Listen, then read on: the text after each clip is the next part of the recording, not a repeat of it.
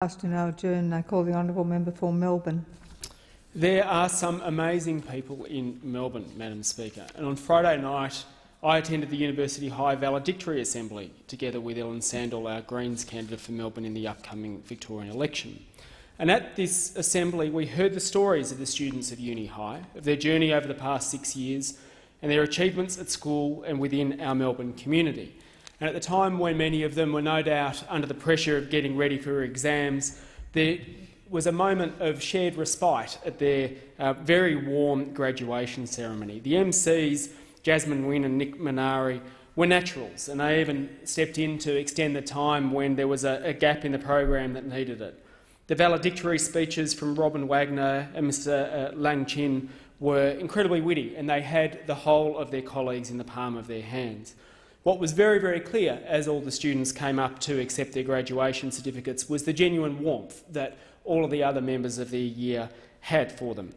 These are an incredibly thoughtful bunch of students. It's often said that these are the people who will go on to make a difference in the future, but these students are already doing it now. A group came together to produce a yearbook. There is a feminist group that had formed. There's the Students Making a Difference group. What became apparent too as we were presenting the awards, two of which I had the honour of presenting, was that these are students who would put many of us to shame.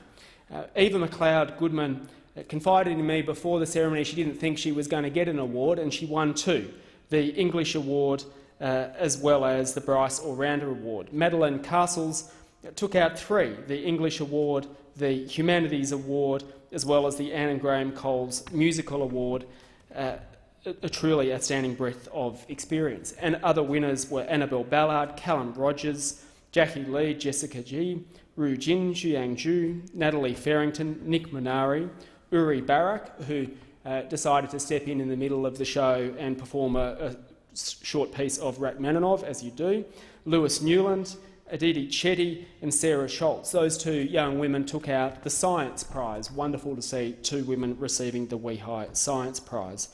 Dominic Tasevsky also won one of the Humanities Prizes, who is a student who takes politics and the humanities incredibly seriously. Gay Katoglu was also a Bryce All-Rounder winner.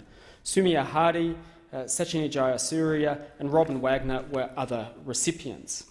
Now, what became very clear as well was that the University High's principal, Robert Newton, together with all of the staff, the teachers, the administrators, the parents and the other members of this tight school community are very much part of the reason for this group's success. And I want to thank all of them for their dedication and support of their students over many years, because they are truly part of the reason for the success.